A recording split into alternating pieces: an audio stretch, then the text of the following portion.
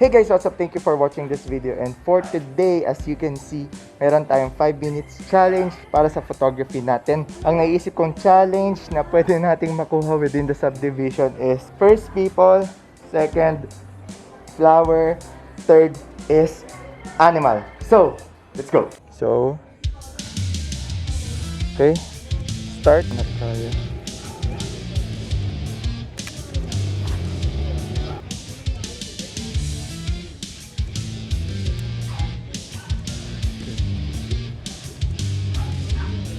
Ganda ng bulaklak.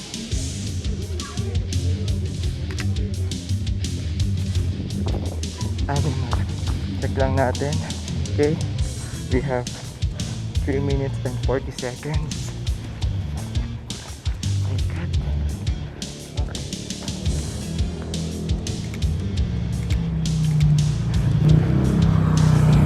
Walang sunlight. Wala rin tao.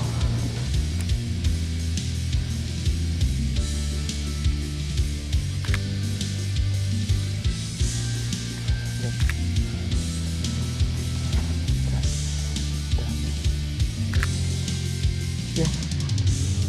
1 minute. We failed this challenge.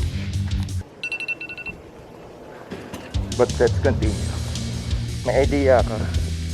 So, mag-aabang tayo dito.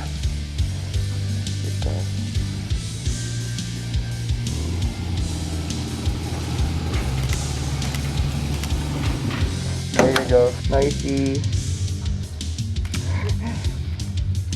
Hi,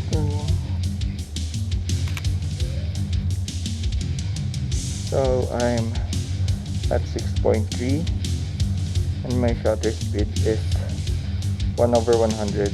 Taas na natin ISO. There you go. Maganda alignment here. You can see may pagkaka-align. We're close to 10 minutes. And sobrang hirap niya. Grabe guys. So guys, that's the end of our challenge. And my initial insights, di siya ganun kadali. And sobrang hirap niya. Kasi kailangan mapagmatsyag ka and mabilis sa pag-iisip mo. But definitely, I'll try again next time. Right now, umabot tayo ng 10 minutes bago makakuha ng different photos, but luckily hindi rin umulan, but the light there is too flat for us to have some interesting photos, kaya naman okay na din and nag-enjoy tayo. Yun yung importante, nag-enjoy tayo in this video. So if you want to see those photos na kinuha na natin, I'll show you after this one.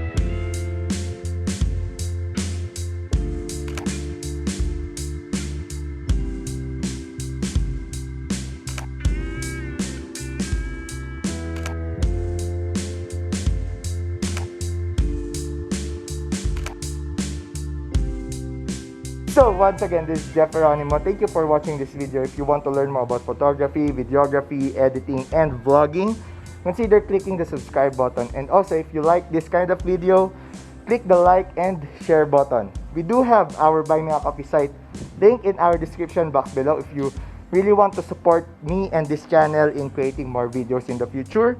And I think that's all. Once again, this is Geronimo. See you on my next one. Bye. Peace.